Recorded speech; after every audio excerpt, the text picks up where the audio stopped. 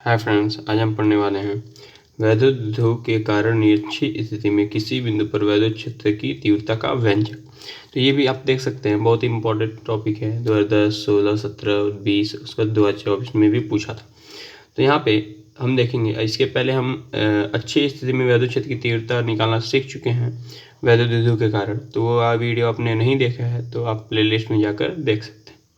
तो वैद्युत ध्रुव की निरक्षीय रेखा पर स्थित बिंदु पर वैद्युत क्षेत्र की तीव्रता हमको ज्ञात करने के लिए सबसे पहले हम देखते हैं कि माना वैद्युत ध्रुव ए बी परावैद्युतांक के वाले माध्यम में स्थित है। मतलब जो ए बी है एक वैद्युत ध्रुव है और ये एक ऐसे माध्यम में स्थित है जिसका जो पैरावैद्युतांक वो कितना है, के है, जिसके ए सिरे पर प्लस क्यू आवेश तथा बी सिरे पर माइनस क्यू आवेश है। देखिए जो ए सिरा है यहाँ पे जो आवेश स्थित है ये किस सिरे पर है, ए सिरे पर कौन सा आवेश है, प्लस क्यू आवेश है।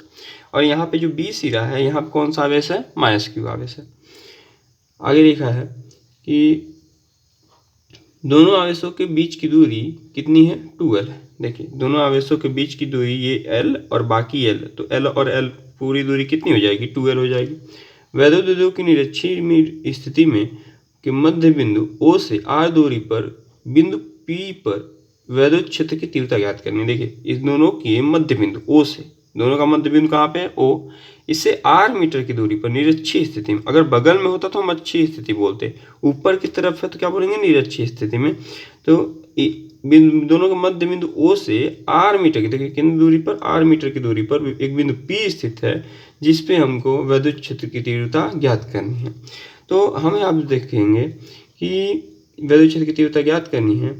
देखिए बिंदु P की प्रत्येक आवेश से दूरी, देखिए अगर हमको इस आवेश से इस बिंदु P की दूरी निकालनी हो और इस आवेश से इस बिंदु P की दूरी निकालनी हो, दूरी हमारी देखिए यहाँ पे आधार एक त्रिभुज बन रहा है और ये वाली दूरी हमको निकालनी है। ये लंब कितना है, r, आधार कितना है, l। तो हमको कण का फॉर्मूला पता है, कण बराबर होता है रूट में आधार का स्क्वायर प्लस लंब का स्क्वायर। देखिए लंब का स्क्वायर और प्लस आधार कितना था, l, तो l का स्क्वायर, ये हो गया हमारा कण वाले फॉर्मूले से।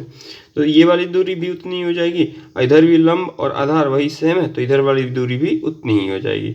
तो BP की वैल्यू और AP की वैल्यू दोनों कितनी हो जाएगी, BP और AP की वैल्यू रूट, देखिए यहाँ पे लंब का स्क्वायर, लंब कितना है r, इसका स्क्वायर और प्लस आधार का स्क्वायर, आधार कितना है l, इसका स्क्वायर।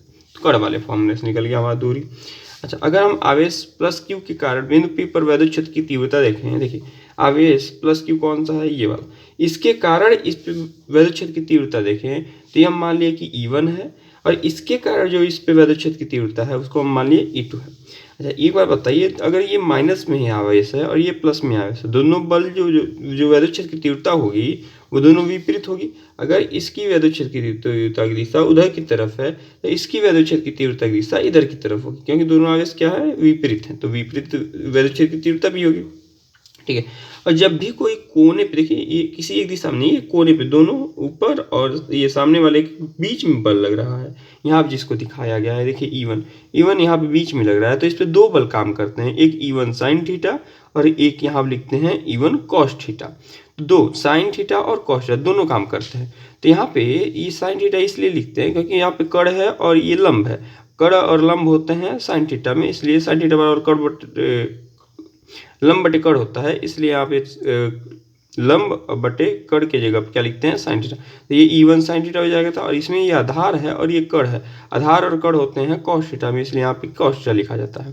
तो बीच में जब कोई बल लगता है तो वो उसमें दो बलों में बांट दिया जाता है, एक E1 साइन थीटा और एक E1 कॉस थीटा। ऐसे यहाँ पे नीचे की तरफ लग रहा है, ये भी दो भागों में बट जाएगा, ये वाला बल नीचे वाला लगने वाला, ये वाला, इसी को यहाँ पे लिखा हुआ है E2, तो ये E2 साइन थीटा हो जाता है और ये E2 कॉस थीटा हो जाता है। अब देखिए दोनों में जो ये बल लग रहा था एक ऊपर की दिशा में बट गया और एक सामने की दिशा में, और ये वाला जो बल लग रहा था एक नीचे की दिशा में बट गया और एक सामने की दिशा में।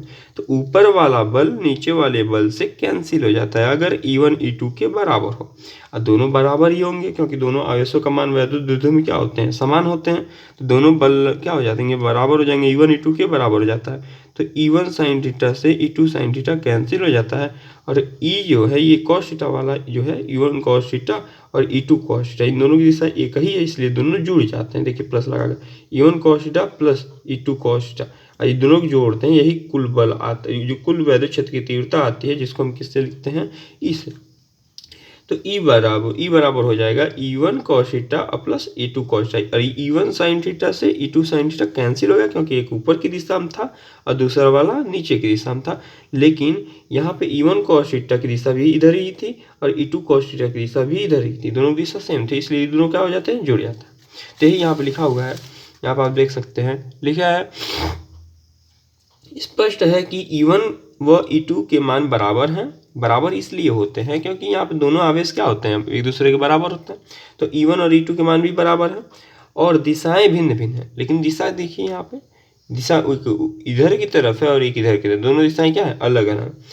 E1 व E2 को AB के समांतर तथा लंबवत घटकों में वियोजित करने पर, मतलब जो E1 है इसको, इसके बल को दो भागों में बांट दिए गए, इसके एक साइन थीटा में और एक कॉस थीटा में। तो एक हो गया E1 साइन थीटा और एक हो गया E1 कॉस थीटा, इसके लंबवत घटकों में इसको बांट दिया गया। ऐसे E2 को भी इसके लंबवत घटकों में बांट दिया, तो इसके ऊपर वाले से मतलब E1 साइन थीटा थे, E2 साइन थीटा क्या हो जाएगा, कैंसिल हो जाएगा क्योंकि वो ऊपर की दिशा में है और ये वाला नीचे की दिशा। और यहाँ पे जो इसके समांतर ये वाला जो कॉस थीटा है, इसमें E1 कॉस थीटा और E2 कॉस थीटा दोनों की वैल्यू क्या है, एक, मतलब दोनों की दिशाएं सेम है। देखिए यहाँ पे लिखा हुआ कि लंबवत घटक E1 साइन थीटा व E2 साइन थीटा बराबर एवं विपरीत होने के कारण, देखिए बराबर है लेकिन विपरीत होने के कारण एक दूसरे से निरस्त कर देंगे, मतलब एक दूसरे क्या कर देते हैं, कैंसिल। जबकि AB के समांतर घटक E1 cos थीटा व E2 cos थीटा एक ही दिशा में होने के कारण जुड़ जाएंगे। देखिए E1 cos थीटा और E2 cos थीटा की दिशा एक ही होती है, इसलिए दोनों क्या हो जाते हैं, जुड़ जाते हैं। अतः बिंदु P पर वैद्युत क्षेत्र की तीव्रता का परिणामी, देखिए अब टोटल कितना हो जाएगा, ये वाला तो कैंसिल हो गया, यही वाला सिर्फ बचा है यहाँ का, ये दोनों। तो E equal to E1 cos theta plus E2 cos theta.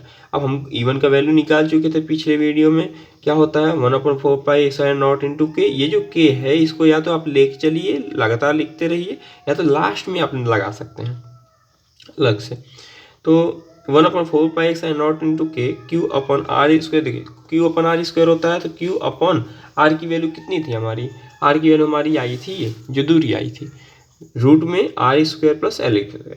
तो यहाँ पे हमको R का दूरी का स्क्वायर करना होता है, दूरी का स्क्वायर करना होता है, तो स्क्वायर से रूट क्या हो जाएगा, खत्म हो जाए।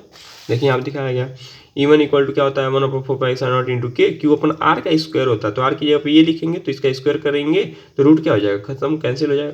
ऐसे ही -Q बिंदु आवेश के कारण बिंदु P पर वैद्युत क्षेत्र की तीव्रता निकालेंगे इस वाले आवेश के कारण, तो इसका हो जाएगा 1/4 पाई sin नॉट इंटू के और Q अपन R स्क्वायर, R की जगह फिर यही रखेंगे क्योंकि ये भी दूरी उतनी थी, ये भी दूरी उतनी थी, तो इसका स्क्वायर करेंगे तो रूट यहाँ भी कैंसिल हो जाएगा। तो E1 की वैल्यू ये, E2 की वैल्यू यही, दोनों वैल्यू यहाँ पे पुट कर देंगे। E1 की जगह पे यहाँ पुट कर दी cos थीटा और E2 की जगह पे यहाँ पुट कर दी cos थीटा लिख दिया। अब देखिए पूरी वैल्यू सेम है, दोनों का अगर कॉमन कर लेंगे यहाँ पे तो cos थीटा और cos थीटा, कितना cos थीटा हो जाएगा 2 cos थीटा।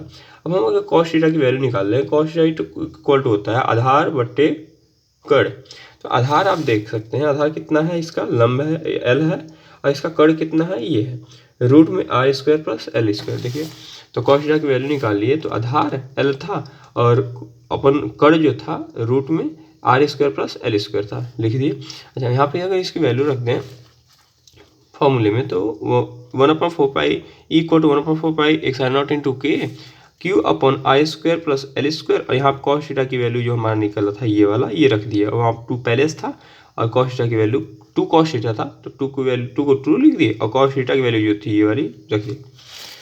अच्छा यहाँ से अगर हम देखें 1/4 पाई sin के लिख दिए, या तो 2QL दिख रहा है तो इसको एक साथ कर देंगे, 2 देखिए 2L यहाँ से और ये Q, और नीचे वाला ये जो है इसके पावर कितना है, यहाँ पे बाहर ब्रैकेट के बाहर पावर होगा 1, कुछ नहीं होता इसका मतलब 1 होता है, और रूट होता है इसका मतलब 1/2 होता है। तो पावर ऐड हो जाते हैं अगर बेस क्या हो, सेम हो। देखिए इसमें भी R स्क्वायर L स्क्वायर, इसमें भी R स्क्वायर L स्क्वायर, इसके पावर रूट का मतलब होता है 1/2 और इसके पावर कितना है 1, 1/2 और 1 पावर ऐड हो जाएंगे तो हो जाएंगे 3/2, और ऊपर का वैसे हम सेम लिख दिए।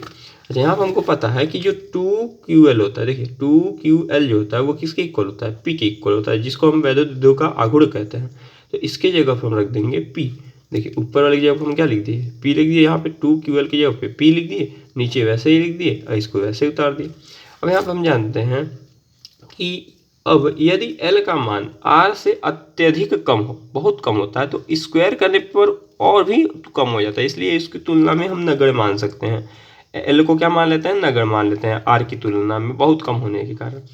तो L को नगण्य मान लेंगे तो खत्म हो जाएगा, बस बचेगा R का स्क्वायर और पावर 3/2। देखिए R का स्क्वायर पावर 3/2, बाकी सब वैसे ही उतार दिए। यहाँ देखिए 2 बटे में है तो इसलिए 2 से 2 कट जाएगा, ये ब्रैकेट मतलब गुणा होता है तो मल्टीप्लाई करेंगे, 2 से 2 कट गया, बस पावर 3 बच जाएगा, पावर 3 बच गया। यही हमारा आ गया 1/4π और यहाँ पे k की वैल्यू अगर 1 मान लें, वायु के लिए कितना होता है, 1 होता है निर्वात अथवा वायु के लिए, तो 1 मान लें इसको, तो k भी हट जाएगा, बच जाएगा 1/4π और k तो 1 हो गया, P/R3 और ये विद्युत क्षेत्र की तीव्रता है, इसका मात्रक होता है न्यूटन पर कूलम। तो E की दिशा द्विध्रुव की अक्ष के समांतर धनावेश से ऋणावेश की ओर होती है। E की जो दिशा होती है वो दिशा द्विध्रुव की अक्ष के समांतर धनावेश से किधर की तरफ होती है, ऋणावेश की तरफ होती है, मतलब प्लस से माइनस की ओर होता है। तो ये आ गया हमारा व्यंजक। अगर आप इतना लिख देते हैं तो आपको पूरे नंबर मिल जाएंगे। तो ये मोस्ट इम्पॉर्टेंट टॉपिक था, तो इसको आप तैयार कर लीजिएगा।